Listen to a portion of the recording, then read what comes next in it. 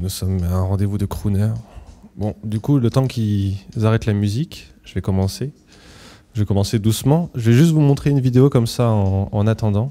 C'est un peu l'aspect philosophique de la présentation. L'idée, c'est de dire, en fonction du point de vue que vous avez sur un objet, votre perception de cet objet va changer. Alors là, c'est le cas, ça s'appelle les ambiguous cylinders.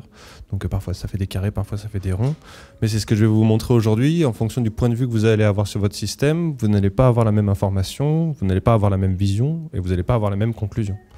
Et du coup, lorsqu'on se pose la question, qu'est-ce que c'est qu'avoir 100% de visibilité? A priori, il semblerait que ce serait avoir tous les points de vue différents et être capable de les interpréter afin de comprendre ce qui se passe. Ok. Ok. Bon, on va continuer. Alors, on va continuer sur les trucs un peu classiques. Donc, je vais commencer par me présenter. Moi, je m'appelle Pierre Guzeski, enchanté.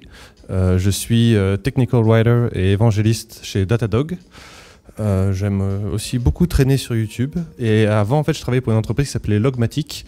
Pour la petite histoire, Logmatic, c'était une entreprise qui faisait du log management, qui a été rachetée par Datadog. Et Datadog, c'est une entreprise qui fait de l'infrastructure monitoring, mais aussi de l'application performance monitoring. Et donc, c'est une entreprise SaaS qui va analyser des milliards de points chaque jour et justement qui va vous permettre de visualiser votre donnée, l'analyser et investiguer afin de savoir ce qui se passe. S'il y en a qui sont intéressés, on recrute. N'hésitez pas à postuler ou à venir me voir à la fin. Voilà. Bon, là, c'est le moment où on rentre vraiment dans le dur de la présentation, donc ça serait bien que la musique s'arrête. On va attendre.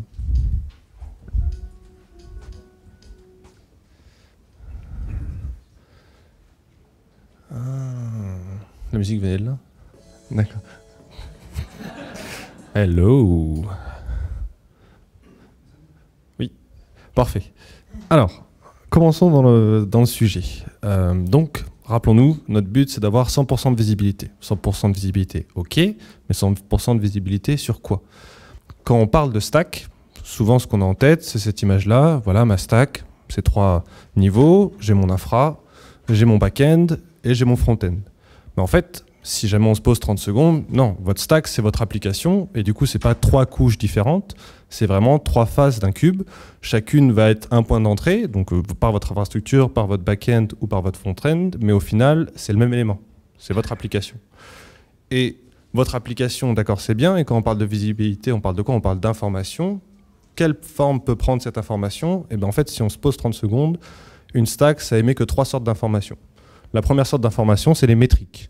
Alors, les métriques, c'est votre CPU, c'est la latence de votre base de données, c'est le nombre d'utilisateurs qui se sont connectés. Il y a plusieurs niveaux, mais au final, ça reste une série temporelle. Donc c'est pratique pour trouver les tendances, les patterns. C'est pratique pour faire de l'alerting aussi. Soit vous dites, dès que ça dépasse une valeur, bah, je vais être alerté, ou si jamais j'ai un comportement anormal. Mais plus généralement, une métrique, en fait, c'est ce qui vous permet, donc en anglais, c'est catch known unknowns. C'est concrètement, vous savez que le nombre d'utilisateurs, c'est une métrique qui est importante pour vous. Et ce qui va être encore plus important, c'est si jamais d'un seul coup ça chute. Voilà. Donc vous savez que c'est important, mais c'est unknown quand c'est en train de chuter. La deuxième source d'information que vous allez pouvoir récupérer depuis votre stack, c'est les traces. Alors déjà ici, qui sait ce que c'est qu'une trace? Une trace. Ok. Bon, on y reviendra après dans la présentation, mais en fait une trace, c'est l'idée d'avoir une notion de causalité dans votre code. Quand vous avez un utilisateur qui fait une requête, la requête elle va partir, passer par votre serveur web, passer par la base de données et puis revenir. Et en fait, le fait de pouvoir tracer ce cheminement, de le visualiser, c'est ce qu'on appelle une trace. Et du coup, une trace va vous aider à comprendre comment votre code se comporte. Et surtout, ça va être donner la vision de, d'accord, combien chacun de mes services met de temps avant de répondre à mon utilisateur. Est-ce que j'ai un point de douleur? Si oui, où? Et la dernière source de données, c'est les logs. Donc les logs, c'est l'exact opposé des métriques. Là où les métriques, c'était vraiment une série de points, les logs, c'est un événement unitaire qui va être daté. Donc à l'avantage des métriques, un log, il va être verbeux, on va comprendre, on va avoir de la logique. Et là où les métriques nous servaient à monitorer et à détecter lorsque quelque chose de connu avait un comportement inconnu, les logs, c'est quand quelque chose d'inconnu reste inconnu. Vous utilisez des librairies qui ne sont pas à vous, mais vous allez être capable de comprendre ce qui se passe grâce aux logs. Vous allez être capable de comprendre le comportement d'une autre équipe grâce aux logs et aux métriques si jamais cette équipe vous les a données. Voilà. Et alors, ces 3 sources, En fait, en fonction de où est-ce que vous vous placez dans votre stack, vous n'allez pas forcément les avoir à chaque fois.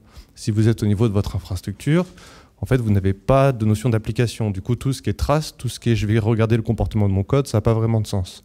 Par contre, vous allez récupérer des métriques et vous allez récupérer des logs. Et les métriques et les logs, c'est bien beau, mais en fait, vous allez avoir besoin d'un outil pour les analyser, pour les comprendre. Et lorsqu'on est sur de l'infrastructure, on a du coup un outil d'infrastructure monitoring et un outil de log management. Donc infrastructure monitoring, c'est Datadog, c'est Nagios. Et un outil de log management, c'est Splunk, c'est Sumo Logic, enfin c'est les grands du secteur. Quand vous êtes au niveau back-end, on rajoute une nouvelle source de données. Donc là, on rajoute les traces, on rajoute comment mon code se comporte. Et en général, on va plutôt utiliser les mêmes outils. Donc pour de l'APM, on pourrait utiliser encore une fois Datadog, mais on peut aussi utiliser New Relic ou AppDynamics, il y en a plusieurs. Mais on utiliserait les mêmes outils pour analyser les logs et analyser les métriques. Et pour le front-end, on a encore ces trois sources de données, mais on n'a pas vraiment les mêmes problématiques. Là où mon back-end va être beaucoup plus centré sur le comportement de mon application en lui-même, mon front-end, ça va être beaucoup plus sur des métriques qui sont au niveau de l'utilisateur. Je m'en fiche de savoir combien de temps met mon appel à ma base de données. Moi, ce que je veux, c'est savoir combien ma page met pour charger. C'est voir la personne qui était sur ma home page, où est-ce qu'elle est allée après. Du coup, en général, pour le front, on va avoir tendance à utiliser des outils qui sont différents pour le back. On va utiliser par exemple pour les logs quelque chose qui s'appelle Sentry, je ne sais pas si vous connaissez, ou des outils qui s'appellent Synthetix qui permettent de calculer le temps de rendu de vos pages. Donc on a trois sources de données, les logs, les métriques et les traces, et on a des outils pour les analyser. Et en fait, qu'est-ce qu'on fait là?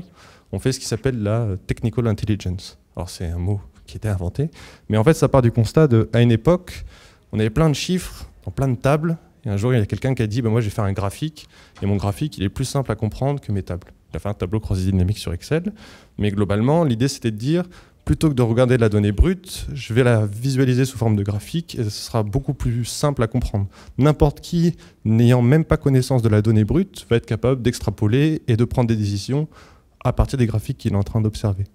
Et en fait, faire de la TI, faire de la technical intelligence, c'est être capable à chaque instant de répondre à ces 5 questions. Donc en anglais, ça rend beaucoup mieux, mais en français, c'est quand, où, qu'est-ce qui se passe, comment ça se passe et pourquoi ça se passe de cette façon. En fait, ces 5 questions, vous devez être capable, en tant que manager, en tant que développeur, en tant qu'architecte, d'y répondre à chaque instant, et surtout, vous devez être capable d'y répondre sur chacun de vos médiums. Donc quand vous récupérez une métrique, d'où est-ce qu'elle vient, quel temps il était, quelle est sa valeur, même chose pour les traces, même chose pour les logs. Et alors, ça c'est un peu conceptuel, c'est un peu, voilà, faut répondre ça à chaque instant. On va rentrer dans un exemple concret pour voir un peu à quoi ça correspond. Donc, imaginons qu'on a une application, Datadog, voilà, vous avez des chiens, vous êtes content, vous allez à droite, vous n'êtes pas content, vous allez à gauche. Puis à un moment, votre application, elle va planter. Comment vous pouvez savoir qu'elle a planté? Comment on peut avoir la vision de d'accord, je suis en train d'avoir un problème sur mon application? Il y en a qui vont vous dire j'ai juste à regarder sur les réseaux sociaux, et puis si sur le réseau social je vois le nom de ma boîte est down, c'est que j'ai un souci, et du coup je vais essayer de le régler. Mais si on veut être un peu mieux, si on veut être plus proactif, comment on ferait? Et bien en fait, déjà, il faut se rendre compte qu'en fonction du problème, vous n'allez pas le diagnostiquer de la même façon. Et certains problèmes vont être diagnosticables uniquement qu'avec un certain type de données et surtout un certain outil. Par exemple, si on se place dans le... on va revenir un peu en arrière. Donc comment on est capable de savoir que quelque chose s'est mal passé si on se place avec les outils uniquement front? Donc je regarde vraiment le comportement de mes utilisateurs et mon scénario, c'est j'utilise Fastly pardon, pour afficher mes images ne s'affichent plus. Comment je suis capable de le détecter? Mais en fait, je pourrais le détecter de plusieurs façons. Soit je vais aller regarder mes utilisateurs, ce qu'ils sont en train de faire.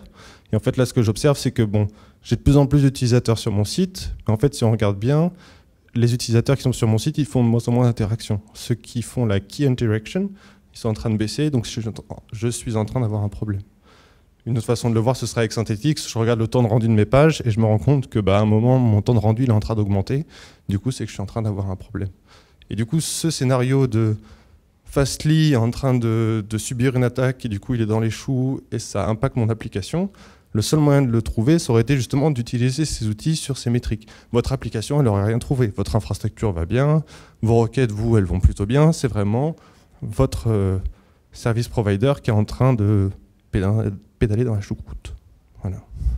Un autre scénario aussi qui va mettre en valeur l'APM, c'est l'idée de dire j'utilise un outil, une librairie pour resizer mes images, que je sois sur mon téléphone ou sur mon ordi, et en fait, je me rends compte que j'ai ma latence qui est en train d'augmenter.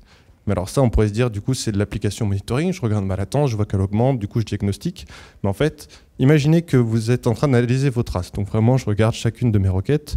Normalement, ce que vous devez trouver, c'est ça. C'est-à-dire que vous avez beaucoup de requêtes qui sont faites rapidement, puis après, vous avez une belle exponentielle décroissante, c'est-à-dire qu'il y a de moins en moins de requêtes qui ne prennent pas beaucoup de temps. Mais peut-être que vous allez vous trouver dans un cas comme ça. C'est-à-dire que vous avez la moitié de vos requêtes qui vont bien, l'autre moitié de vos requêtes qui ne vont pas bien. Du coup, en moyenne, ce n'est pas visible. Vos courbes, elles vont toutes être normales. Mais quand vous êtes dans le détail de « je vais analyser la distribution », vous vous rendez bien compte que la moitié de vos requêtes ne vont pas bien.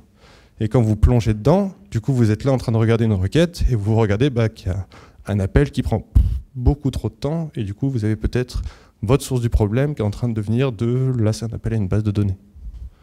Et du coup, être capable de troubleshooter que c'est un service particulièrement qui impacte votre latence, qui impacte une sous-partie de vos utilisateurs, ça, vous allez être capable de le faire uniquement avec un APM. Pouf.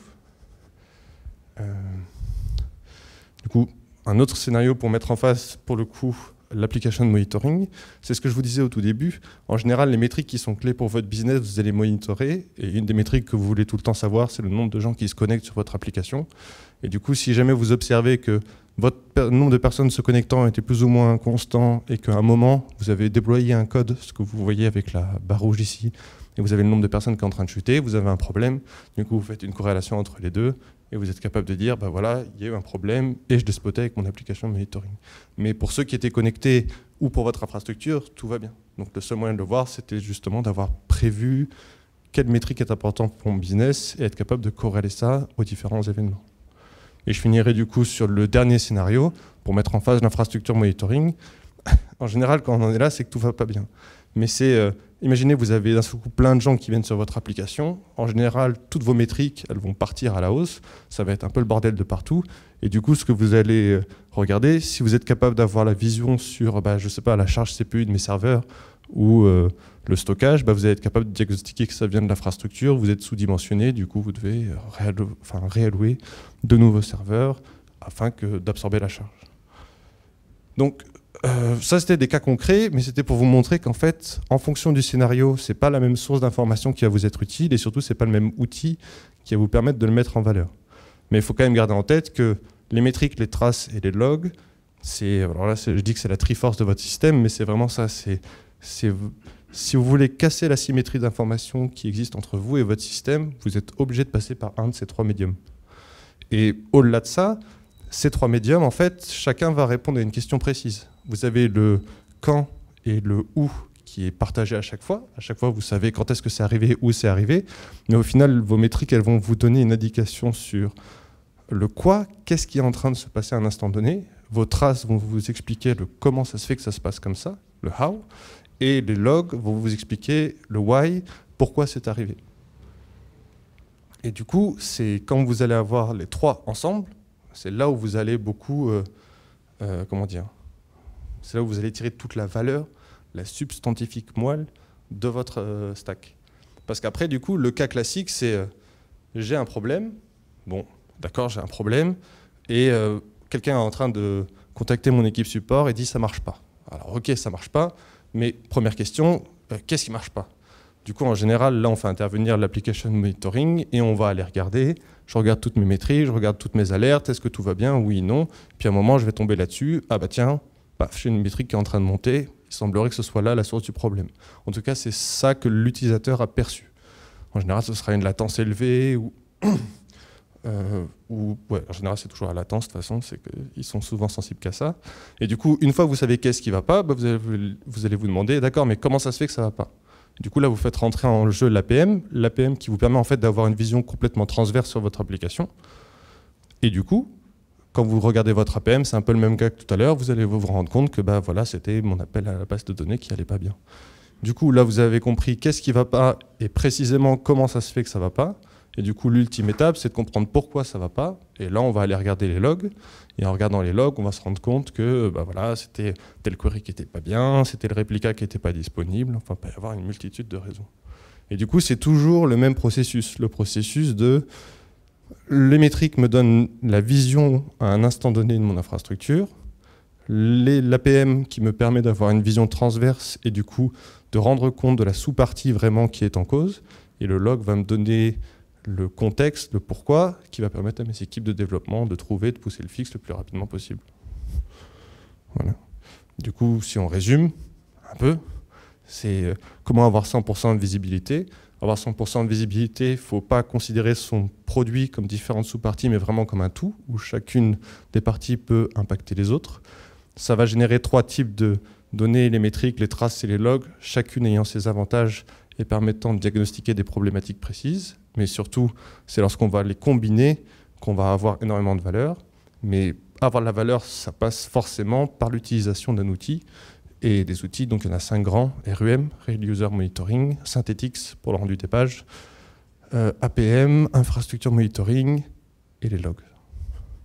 Alors ça, c'est beau dit comme ça, mais c'est le monde idéal. Le monde idéal, j'ai tout, toutes mes équipes comprennent tout, toutes mes équipes sont au courant de tout va bien, moi je comprends, etc.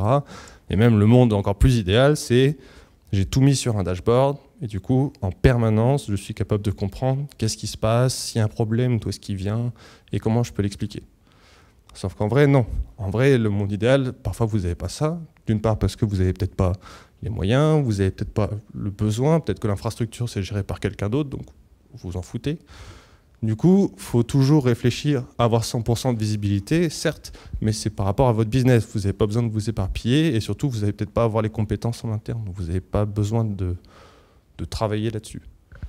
Et surtout, ça pose l'ultime question de... Donc d'accord, la visibilité, elle vient d'où? Elle vient de ma stack. Ok. Elle prend quelle forme? Mes métriques, mes traces, mes logs. D'accord. Comment je peux l'analyser avec des outils? Mais qui, au final, qui va l'analyser? C'est les devs. Alors on a créé un rôle, ça s'appelle DevOps. Et le DevOps, c'est l'idée de dire, bah voilà, je suis là, je fais mon développement, mes devs font des développements, puis j'ai une équipe qui fait du quality assessment pour voir si tout va bien. Après, je le passe aux opérations, et les opérations vont le mettre en production. Et là, j'ai du monitoring. Donc j'ai des gens qui vont regarder, voir si tout se passe bien comme indiqué.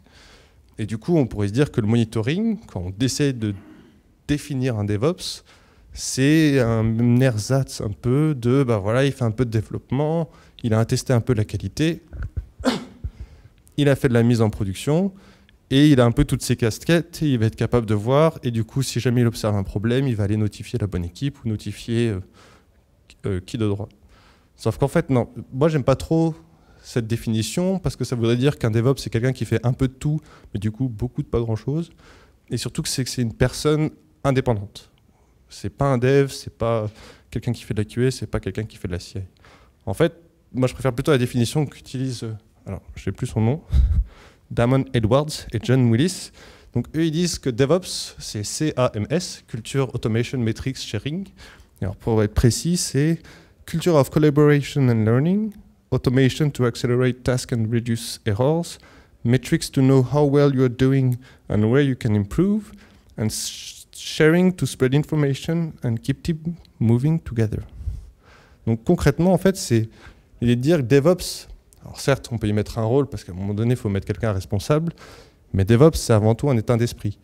DevOps, c'est l'idée de dire chacun, à son poste, va faire en sorte de capitaliser sur son code, capitaliser sur l'information qu'il génère, pour que ce soit d'une part utile pour lui-même, c'est quand même pratique d'avoir la vision sur ce qu'on est en train de faire, mais aussi va permettre à quelqu'un d'autre dans une autre équipe, quelqu'un d'autre, même pas dans une équipe de développement, dans une équipe métier, dans une équipe marketing, d'exploiter la production de valeur sur le système qu'a créé cette personne.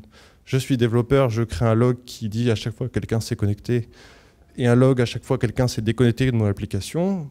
J'ai un outil qui me permet de faire la somme de tous ceux qui sont connectés, moins tous ceux qui sont déconnectés. J'ai en permanence le nombre de gens connectés sur mon application, et ce chiffre, je vais le donner au marketing, je vais le donner au CEO, etc., etc.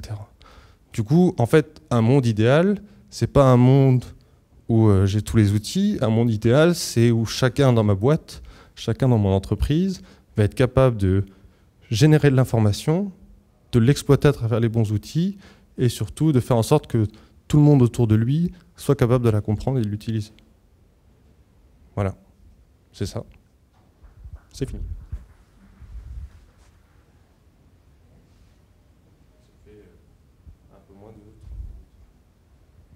Est-ce que vous avez des questions? Non? Sous quelle forme est-ce que Datadog est disponible justement sur AWS ou sur éventuellement d'autres plateformes? Datadog, il est uniquement en SaaS et il s'interface avec les infrastructures existantes, ou est-ce qu'il y a des modes Alors, Datadog, pour les clouds existants, ça va s'intégrer avec les API. Donc vous allez rentrer, vous allez autoriser Datadog à accéder à vos données, et du coup on va récupérer toutes les métriques qui vont être générées par votre infrastructure. Et si jamais vous n'êtes pas sur un cloud public comme Amazon, Google ou Azure, où vous avez votre propre infrastructure, on va faire tourner un agent sur vos machines. Et cet agent, justement, ce qu'il va faire, c'est récupérer les métriques, récupérer les traces, récupérer les logs, et tout envoyer à la plateforme. Voilà. Mais après, vous pouvez faire la même chose avec l'agent de Datadog et un ELK derrière, c'est pareil. Sur la partie trace, par rapport à IDX ou IAONIC, le fait que vous essayez aussi des agences Oui, tout à fait. Oui. Là, en fait, on va instrumenter le code. Le code va générer les traces. En fait, l'idée, c'est vraiment d'être capable de tracer la requête. On le fera avec un request ID ou avec un span ID. La trace est envoyée à l'agent et puis après, l'agent envoie ça à la plateforme. Ça permet notamment de gérer si vous avez un multithreadé ou si votre requête elle va passer par plusieurs serveurs, et bien on est quand même capable de reconstituer le chemin parce que chaque agent qui est sur chaque serveur va rajouter les informations nécessaires pour qu'on fasse la reconstitution sur la plateforme. Oui.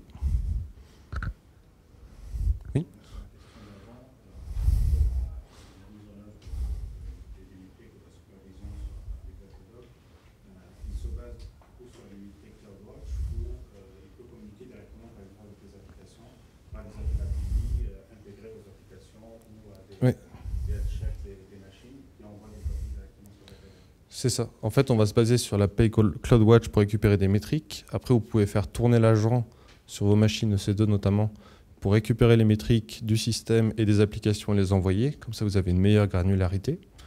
Mais aussi, on a une API et du coup, vous pouvez faire en sorte que votre application elle-même pose des métriques et soit intégrée. Par exemple, ce qu'on fait, nous, c'est quand quelqu'un arrive sur le site d'accueil de Datadog, on lance des timers. Et les timers, dès qu'il y a une première interaction qui est faite, soit on log voilà, il a cliqué sur tel bouton après tel temps en étant arrivé sur la page, soit on va utiliser les métriques, quel est le temps moyen resté sur la page d'accueil, quel est le temps moyen resté sur la deuxième page, quel est le nombre de personnes qui sont passées de la page d'accueil au blog, etc., etc. Après, c'est ce que je vous disais tout à l'heure, vous allez avoir en fait des outils qui vont être vraiment spécialisés sur ces problématiques. Pour le front, vous allez plutôt utiliser Google Analytics ou des choses comme ça, pour vraiment voir comment les gens se comportent. L'idée de réussir à avoir un peu tout au même endroit, c'est pour profiter des corrélations qui puissent exister. C'est-à-dire que je monitore le temps que les gens restent sur ma page d'accueil, d'accord, c'est bien, mais avec ça, je vais mettre en regard le temps que met ma page a chargé, depuis que j'ai fait la nouvelle version, comment le temps de chargement de la page a changé et comment cela impacte le nombre d'utilisateurs sur mon site web, ou le temps qu'il reste. C'est vraiment ça la force. Juste comment faites une corrélation en fait entre, par exemple, l'APM et les métriques, par exemple, Mmh. j'ai mon application qui tourne. Oui. Est-ce que vous pouvez faire cette corrélation entre ce que sort l'APM et les services Amazon? Alors, ça c'est l'objectif, je dirais. L'objectif étant de relier parfaitement métrique, trace et log, sachant qu'elles se basent sur la même chose. Dans la pratique, vous allez être capable de voir que c'est l'ELB, enfin quel service Amazon est en compte, mais vous ne pouvez pas encore, en tout cas sur Datadog, peut-être chez nos concurrents vous pouvez, vous n'êtes pas capable de dire, ben voilà, tel appel, celui-ci vraiment que j'observe sur ma trace, ça correspond à tel log et à tel bump de telle métrique. Pour l'instant, la seule façon de le faire, ce serait de corréler visuellement, temporellement, à midi j'ai eu telle trace et à midi voilà la valeur de ma métrique. Beaucoup de choses se font à corrélation temporelle visuelle. Donc vous avez un dashboard avec tout et puis vous dites ça arrive en même temps et voilà. Si, tout à fait. On peut faire le lien. On pourrait, après c'est la faisabilité technique. C'est tout. Effectivement. D'autres questions ?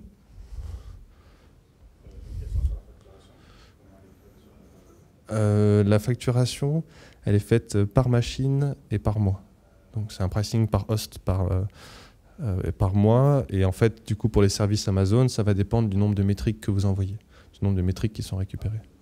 Effectivement. Après, je ne vais pas rentrer dans les détails du pricing, ce n'est pas le but ici. On a les détails. Vous pouvez passer nous voir au stand, ne vous inquiétez pas. On répondra à toutes ces questions. Ouais.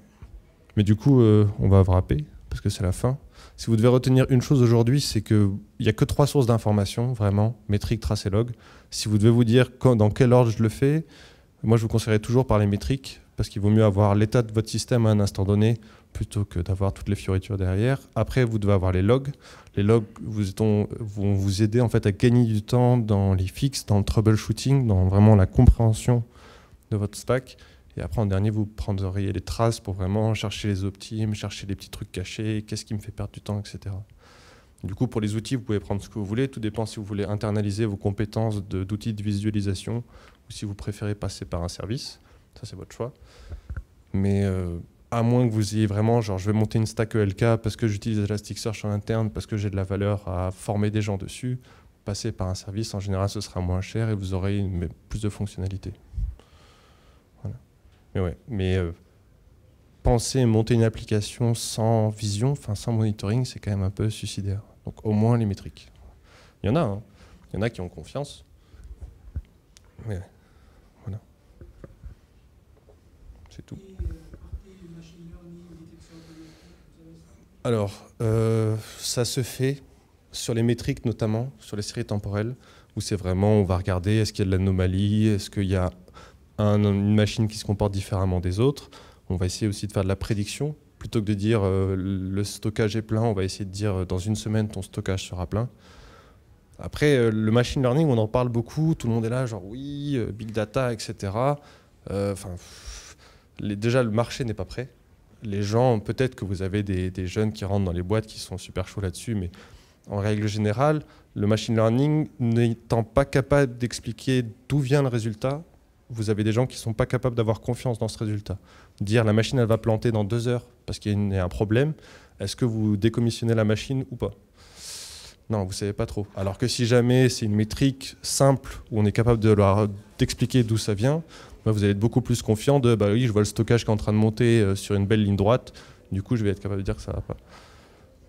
Donc le machine learning ça se fait, il y en a qui essaient de faire ça sur de la corrélation, voir quand ma métrique est partie, quel est le log à l'origine de ça, ou quelle est la trace qui va être capable de mieux me l'exprimer. Mais enfin, on est vraiment à l'état de l'art, ça en est là, quoi. Mais c'est vraiment du test pour l'instant. Et puis même, ça sert. Les gens comprennent pas, ça sert à rien. Enfin, pas trop à quelque chose. Faut que je dise ça.